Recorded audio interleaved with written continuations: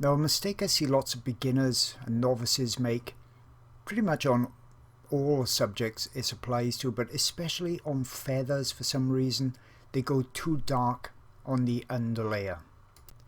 Now, I've done a video on YouTube that talks about underlayer darkness, but generally if you look at your reference photo and you blur your eyes so the details go, that's the kind of tonal value you want for your underlayer, and just slightly darker.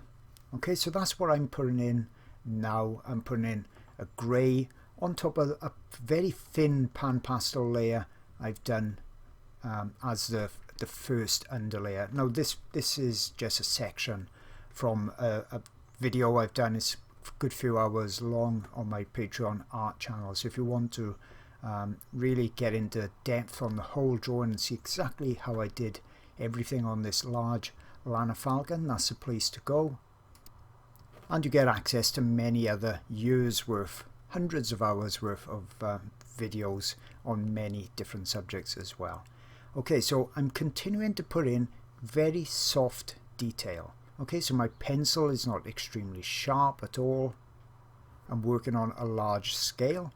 Okay, so that's another tip for pastels. If you want lots and lots of detail in your final artwork, make sure to work on the larger side for your drawing rather than small A4s, because then it'll be difficult to get detail on there.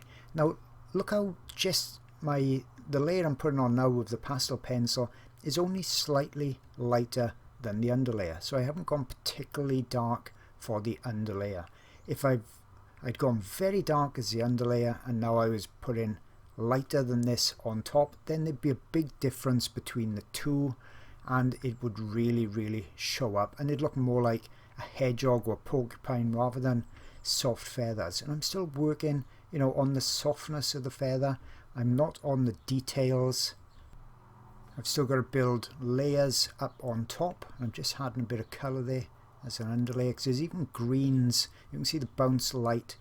This Lana Falcon, when I photographed it, it was standing on grass. You can see it's really brightly lit as well with the sun, and those colours then bounce up. So always look for that, especially in areas underneath beaks around the neck of the animal, and also especially if they're white or very light in colour as well.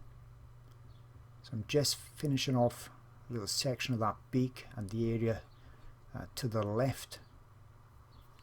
Now if you want to colour an area softly, use the pencil on its side. And here I'm adding multiple different colours because it's very rare that you'll have the exact colour in your pencil set, so you usually got to build colours up one on top of the other, and now you can grey it down as I'm doing here. You see, in using the pencil on the side, that stops the point digging in and gives a soft mark, a fuzzy looking mark, blurry, rather than a sharp edge mark. I don't want any sharp edges in this area until I start to put those very bright final details on. So here I'm continuing to add the underlayer. You see, just going slightly lighter than what I've already got there. If I want a bit of softness to it, that's where you see me touch the surface with my finger. I'm not rubbing hard. Now what a lot of beginners do as they build layers of detail up, they're still rubbing it with their finger, and that's just wiping the detail away. Okay, so it's alright in the first layer. It beds the pastel down into the tooth of the Pastelmat paper. That allows us to have more layers on top. But as you're continuing, as I am now, I'm building layers, you need to really stop blending with the fingers, or if you want a slight softness, you'll see me, I'll just touch the surface. Okay, so I'm not rubbing the surface with my fingers trying to blend, because I'll just keep blending the details away, and what you'll find then is that all of a sudden it's gone fuzzy again because you've blended, and then you put another layer of detail on top, then you blend again. You see I'm still working on more the underlayer here. Detail's going to go on top of this, so I'm blending, but only very lightly with my finger. You can still see the mark has some details left there. But if you keep blending, you blend all the top details away. I'm just adding some kind of a grey green down in this bottom section. You can see on the reference photo the highlights on the kind of cheek area of the bird, the upper chest as well, are very, very bright, and they've even burnt out. It's looking a bit brighter on the screen than it really is, but as the artist we've then got the advantage. We can put details in there and rescue that burnt out overexposed whiteness. Now I'm going in with a slightly lighter tonal value pencil again. Okay, that's a Carbothello pencil. When you see the colour on the shaft of the pencil, they're Carbothello ones. They're my favourite or second favourite. The other one that I like equally as well are Pitt pastel pencil. So see, gradually working my way towards detail, because in wildlife, birds, you generally see lots of subtleties.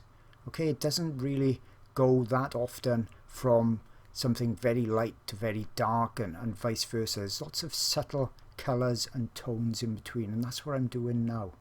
Just dragging out some of these very fine feathers. And the paper I'm resting my hand on, that's glassine paper.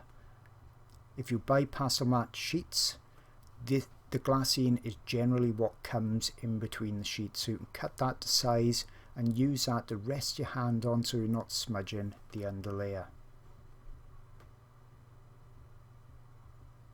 So every few strokes I'm doing, you'll see me turn the pencil. I'll lift the pencil and I'll turn it around. That's helping to keep the point sharper than it would be if I kept holding it in one place. After a few strokes I would then get like a wedge to the surface of it. By twirling it after I've done the mark, not during it, that keeps more of a conical type of shape to the tip. And now the next layer I'm going slightly lighter again. I'm not using hard pressure at all. With pastel pencils we don't use hard pressure. It's not required. Now the benefit we have with pastels, the real main thing I love about them is the ability to put a light on top of a darker underlayer. So now I'm using an even lighter grey pencil. So it's not white yet. I can still layer more on top if I want to. But see, I can bring out the very fine details now. All these tiny feathers, the little barbs of the feathers. I can put in as much detail as I want.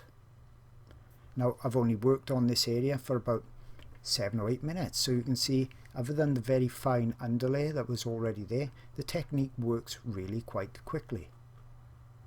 That's another advantage I find with pastels. We can work, you know, quite large quite quickly. So if you're doing portraits, pet portraits, and you're earning money from it, that's a great advantage, because you can do a drawing like this, because obviously there's a body as well to it, and it took me about 6 or 7 hours to do.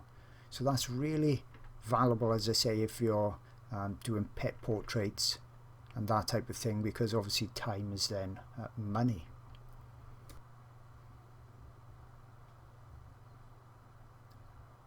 Now as the layers build up, I can then switch to lighter colours or lighter tones.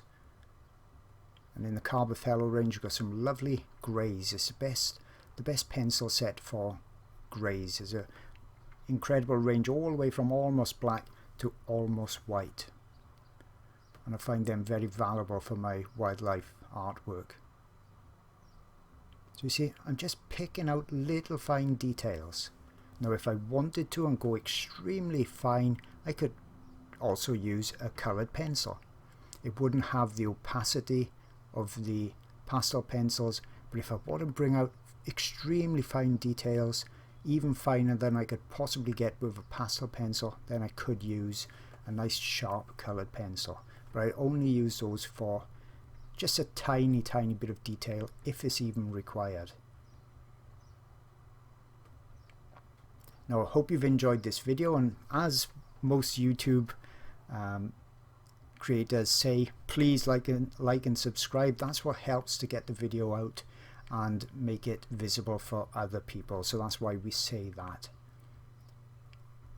Now this video is on my Patreon channel, so if you want to see more, hope to see you there real soon.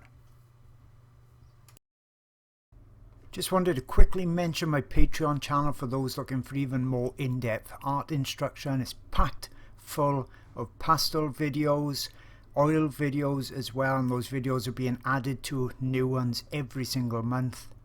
I have videos for the complete beginner that have never done pastels or oils before with just limited supplies, and I take you from the very first blocking in all the way through to the final detailed drawings and paintings.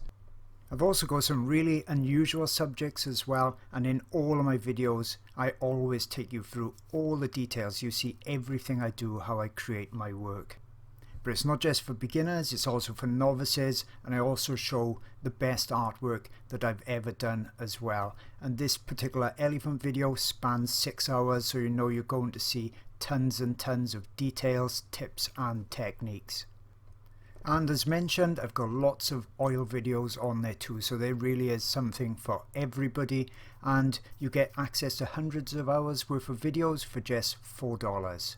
Now over 1,000 members strong. Hope to see you there soon.